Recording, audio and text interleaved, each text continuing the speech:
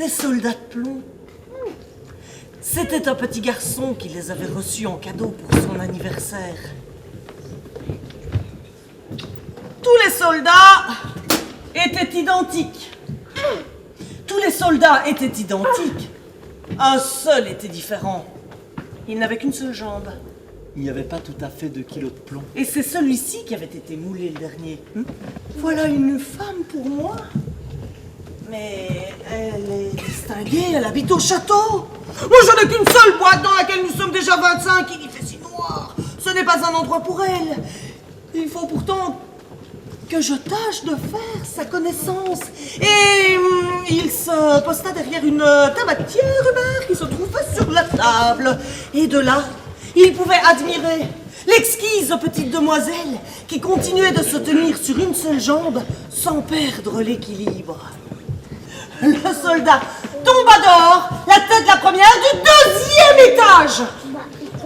Il avait atterri dans la rue, la jambe en l'air, la baïonnette plantée entre 2 pavés. La cuisinière et le petit garçon descendirent le chercher, mais ne le trouvaient pas.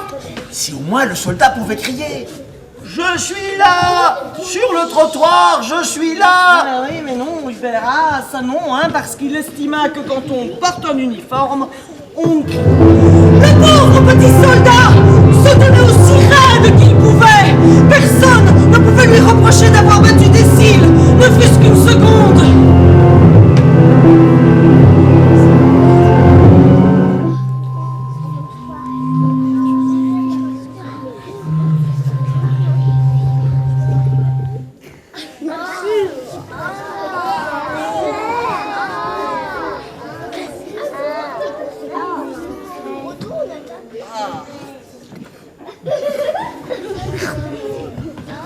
Ah, voilà!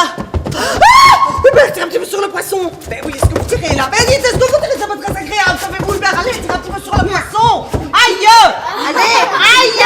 Enfin, allez! Ah! Le soldat de plomb! s'écria la cuisinière. Le soldat avait été avalé par le poisson. Le poisson avait été pêché, Il avait été vendu au marché, apporté à la cuisine où la cuisinière l'avait vidé. et le soldat retrouvé. C'est les poivres, et c'est tout. Ça, il n'y a plus.